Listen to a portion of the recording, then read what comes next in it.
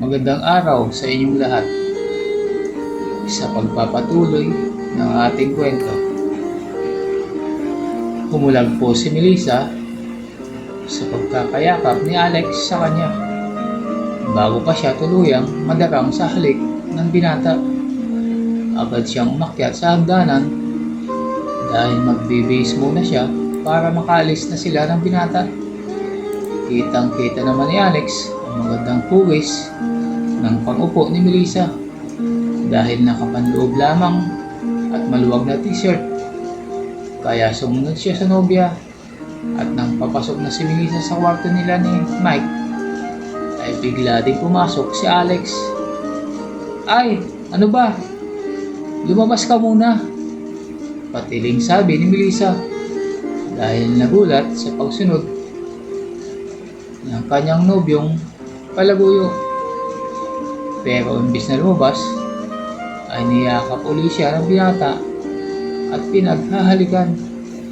Biglang nainis si Melissa dahil kahit na ginagalaw na siya ng binata sa pamamahay nila ni Mike ay off limits talaga si Alex sa kwarto ng mag-asawa dahil parang sobrang pambababoy na talaga ang sagradong kasal nilang mag-asawa dahil pati kwarto nila ay magiging entablado ng kanilang pagkakasala. "Lumabas ka, sabi!" Nakatayo lang si Alex sa harap ni Melissa na mukhang galit na, kaya sinubukan na naman ng magaling na binata na magdrama sa harap ng nobya. Akmang iyak na naman ang itsura ng nobyong bumibiyak sa kanya, kaya lumambot din ang ekspresyon ng magandang mukha ng ginilang. Kung kanina ay diwatang galit sa isang iglap ay naging maamong anghel ang itsura nito habang dahan-dahang lumapit sa nakayupong binata na nag-aastang bata na pinapagalitan. Mamula-mula ang mata ni Alex at nag-uumpisa nang dumaloy ang luha sa mata nito. Nang haplusin ni Melissa ang mukha nito, pinahid ng nobya ang basang pisngi ni Alex sabay sabing, "Sorry be, ang kulit mo kasi." Naawang turan ng ginang sa nobyo. "Sorry din mahal.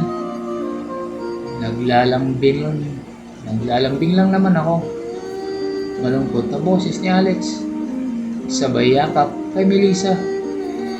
Tinugon din ni Melissa ang yakap ng binata at hinahagod din ito ang likod ni Alex para kumalma. Dahil sa nagyayakapan na naman sila ay uminit na naman uli ang kanilang pakiramdam. Mula sa pagkakatayo ay dahan-dahan silang umupo sa gilid ng kama ng mag-asawa.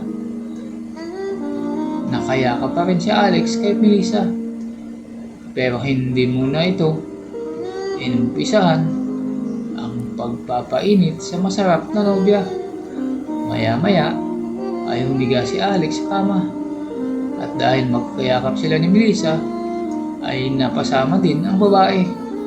Walang idea na inuumpisa na naman siyang diskartehan ng nobyong tricycle driver para tuluyan ng masalpok sa matrimonial bed nila ni Mike. Iniisip pa lang ni Alex na babakbakan niya ang hot na inaasawang nobya sa kama ng mister nito ay nagiinit na siyang lalo. Maiisahan na naman niya si Mike. Ang tangang si Mike, ilang sandali na lang ay dudumisan na rin nila ni Melissa ang kama na para lamang sana sa pagmamahalan ni Mike at Melissa. Mamaya lang ay mamamantsanan nila ni Melissa ng pinaghalo nilang likido at pawis ang higaan. Nanatili namang nakahiga ang dalawa sa kama. Si Alex ay tinatansya muna ang magiging reaksyon ni Melissa, samantalang si Melissa naman ay ang awa at pinapatahan lamang ang nagtatampong nobyo. Pero dahil sa magkadikit sila ay hindi na malaya ni Melissa na nag-iinit na pala siya dahil parang natural na lamang sa kanya ang ganong pakiramdam sa tuwing magkayakap sila ni Alex. Hindi niya pansin na kunting sindi lang ay magliliyab na agad ang kanyang katawan at ibibigay sa tawag ng laman. Pero this time, sa pinakabawal na kama, ang kama nila ng kanyang pinakamamahal na si Mike.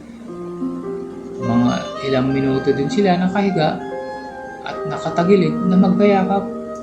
Humihikbi pa rin ang binatang nandidemonyo sa mapagbigay na ginang. Paminsan-minsan ay hinahalikan ni Melissa ang mukha ng binata habang pinapatahan. Ayaw niya nakikitang nagtatampo ang binata dahil nakaramdam din siya ng paninikip ng dibdib.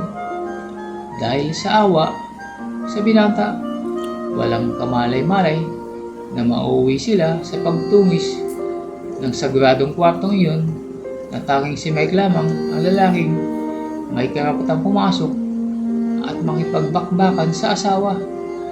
Habang tumatagal, ay lalong nababaon si Melissa sa tuksong taglay ng binata. Hindi niya na mamamayang sirang-sira na ang pagmamahalan nila ng kanyang asawa. Pero hindi pa huli ang lahat. Kung hindi lang sana siya nagpapatangay sa mga agaw ng asawa na si Alex. Sa mainit na tagpo ng bawal na magkarelasyon, nag-umpisa ng magningas ang init sa pagitan ng dalawa. Ang simpleng yakapan ay napunta sa himasan. Si Alex na kanina ay nakayakap kay Melissa ay dahan-dahan ang pinagapang ang kamay mula sa paghimas sa likod ay bumaba pa sa malaman na pangupo ng babae na dahil sa nakapantalang lamang ay madali niyang nailusot at nadukot ang makinis na pisngi ng pangupo ni Melissa. Ang mga pahalik-halik ni Melissa sa pisngi ng binata ay napunta sa labi nito na humantong sa mainit na halikan at higupan ng mga likidong nasa kanilang mga bibig. Mga tunog ng kanilang mga basang labi na nanlalagkit ng dahil sa kanilang mga laway.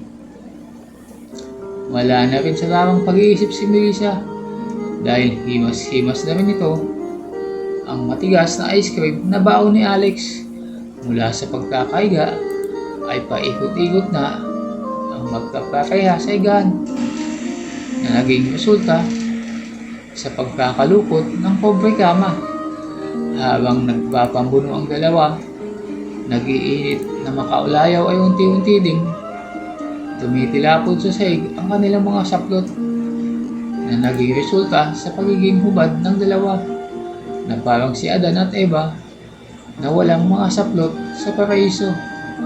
Maya-maya lamang ay nagbalik-baliktaran sila at pinagpala ng kanilang mga sabik sa bibig ang isa't isa. Parehong agresibong ang dalawang nagbabakbakan. Naliligo sila pareho sa pawis at nangingintab ang kanilang katawan dahil sa basa at refleksyon ng ilaw. Panay naman ang halikan nila habang ginagawa ang makasalanang tagpo.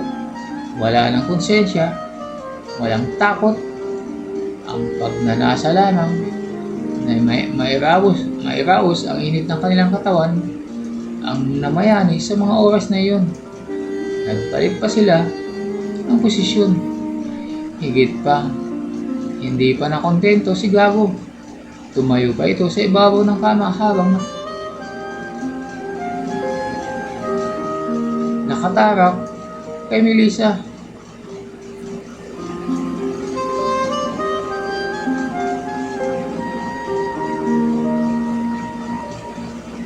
Sa unang pagkakataon din niyon ay nasubukan ang tibay ng higaan ng mag-asawa sa aktibidad ng salpukan.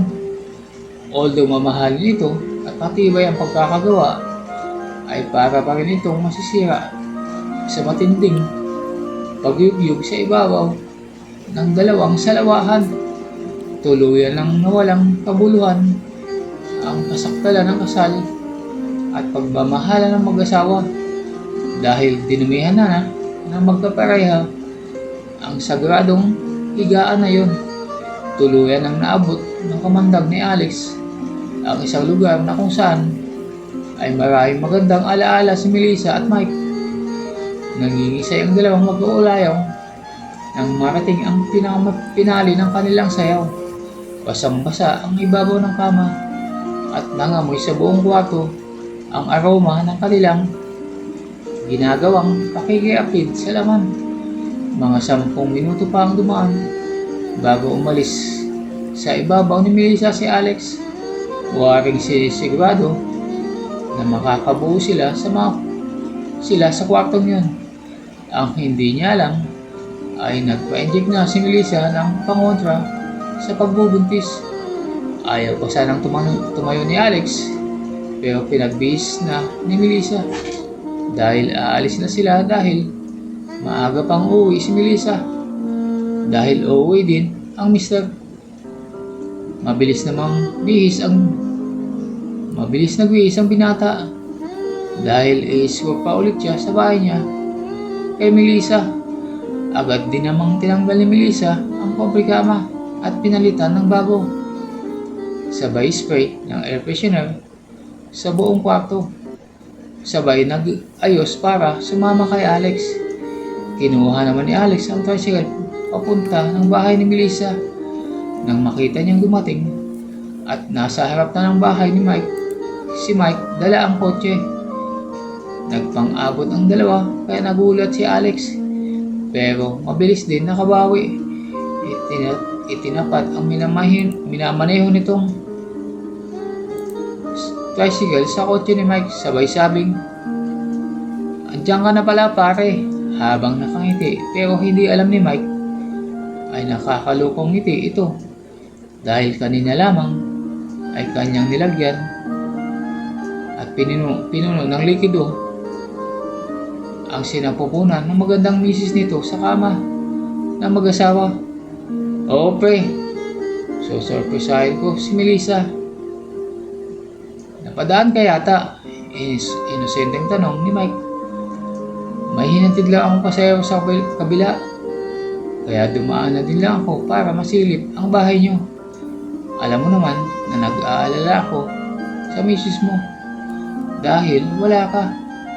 Tuloy sa pagsisinungaling ni Alex pero ang totoo ay hindi niya lang basta sinisilip kundi kinakalikaw pa ang magandang misis ng kaibigan. Natunugan naman ni Melissa na may sasakyan sa labas kaya sumilip ito. Bigla siyang kinabahan nang makitang ang asawa pala niya ang nasa labas at kausap ang kasalukupang nobyo. Mabilis itong pumasok sa taas ng bahay at nagpalit uli ng pantulog para hindi matunugan ng mister. Hindi na lumabas ng kwarto si Melissa at nagkunwaring na sorpresa sa pag-uwi ng asawa. Asar na asar si Alex dahil biglang dumating ang mister ni Melissa. Si Melissa naman ay kabadong-kabado dahil kamuntikan na naman silang mahuli ng kanyang asawa. Kung napaaga lamang ang dating ni Mike, ay tapos na sana ang kanyang maliligayang sandali. Mahuhuli na sana ang kanyang kataksilan sa loob na pamismo ng kanilang pamamahay at sa kanila mismong kama. Nagkunwari agad itong naghahanda na sa pagtulog. Pagkatapos ng maiksing kumustahan, ay agad namang nagpaalam si Alex kay Mike. Pangising-isip pa si Alex nang umalis. Iniisip ng binata kung napaaga ang dating ni Mike ay siguradong siya ang masusurpresa sa masasaksihan. Siguradong makikita niya kung paano paliligayahin si Melissa ng isang tunay na barako. Pagkaalis ni Alex ay agad pumasok sa bahay si Mike gamit ang sariling susi. Iniwan na niya ang kotse sa kalsada. dahil baka makatunog si Melissa na dumating siya. Dahan-dahan siyang umakyat papunta sa kanilang kwarto. Nakita niya ang magandang misis na nagpapatuyo na ng buhok at nakaupo sa harap ng salamin. Agad na nag-init si Mike nang makitang bagong paligo ang sexing may bahay. Ang hindi niya alam ay bagong salpok ito, kaya naligo. Kunwari namang nagulat si Melissa nang makita ang mister. "Ay, Mike! Kakagulat ka naman, Han." Kunwaring gulat na reaksyon ni Melissa, sabay hawak sa dibdib. Tawa naman ang tawa si Mike sa nangyari. Nagtalik pa ang mag-asawa bago natulog. At dahil sa pagod sa flight at nagmanay yung papauwi, ay agad na nakatulog si Mike. Tulala naman si Melissa at napag-isip. Kamuntikan na talaga sila ni Alex. Si Alex, napapaano kaya ang tao na yon? Agad kinuha ni Melissa ang kanyang cellphone at dahang-dahang lumabas ng kwarto upang matawagan ang nobyo. "Mahal, nag-aalala ako sa'yo. Kaso hindi kita matext o matawagan dahil nandyan si Mike," sabi ni Alex nang tawagan siya ng nobya. "Sorry, be, ha? Di ko akalain na uuwi siya ngayon instead na bukas. Siya nga pala, ano ang pinag-usapan niyo ni Mike sa labas?" Ani ni Melissa. "Sabi ko sa kanya, babe, dinaanan ko ang bahay niyo at sinisilip ka pag wala siya. Sinisigurado ko na safe ka at nababantayan. Kaya nagpasalamat ang mister mo." Hehehehe. Nakangising sagot ng binata. "We, safe ka dyan. Ipinagpaparausan mo nga lang ako palagi pag wala siya." Kunwaring inis ni Melissa. "Ikaw naman, mahal, siyempre. Sinabi ko lang yun para hindi maghinala at para mapanatag ang loob niya." Depensa ni Alex. "Alam ko naman yun, be. Sorry talaga." "Nakauwi ka na ba sa bahay mo?" Si Melissa. "Nandito ako sa kanto, mahal. Hinihintay ko text at tawag mo. Akala ko nga hindi ka natatawag. Pero nagbakasakali lang kaya naghintay talaga ako." Malungkot na sabi ni Alex at nagpapaawa na naman sa maawaing misis ng kaibigan. "Ano ka ba? Pwede mo naman hintayin ang tawag ko sa bahay mo. Umuwi ka na, be. Gabing-gabi na." Nag-aalala lang sabi ng nobya sa binata. "Babe, mahal, hindi ako makakatulog. Pwede ba kitang makita ngayon kahit saglit bago ako umuwi? Please?" Diskarte ni Alex. "Sandali lang," sagot ni Melissa sabay patay ng telepono. Umakyat uli si Melissa sa kwarto at sinilip si Mike. Siniguradong tulog na ito. Ano ba tong ginagawa ko?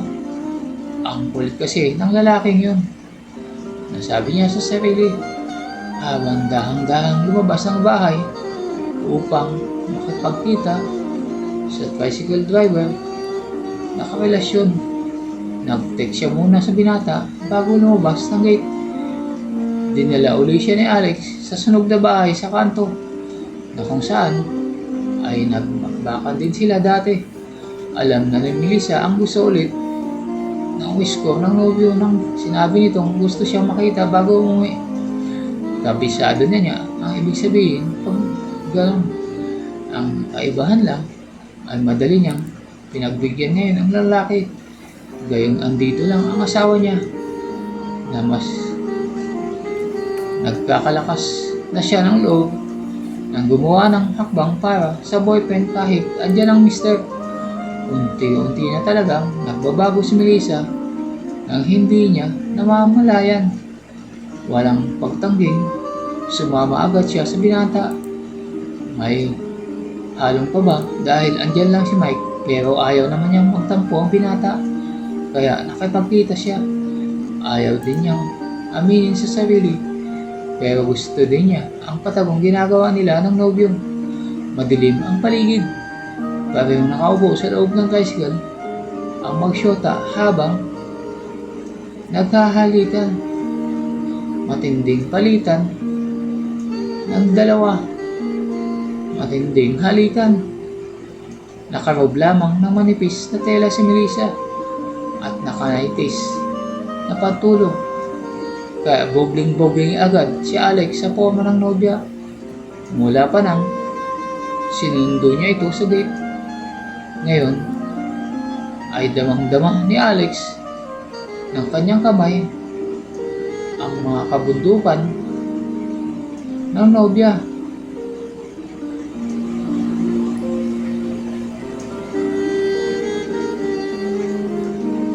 Hanggang dito na lang muna ang ating kwento. Kung nagustuhan nyo ang kwento sa araw na to, ay huwag kalimutan mag-subscribe, like, at comment para updated kayo sa mga susunod pang mga videos. Hanggang sa muli, maraming salamat.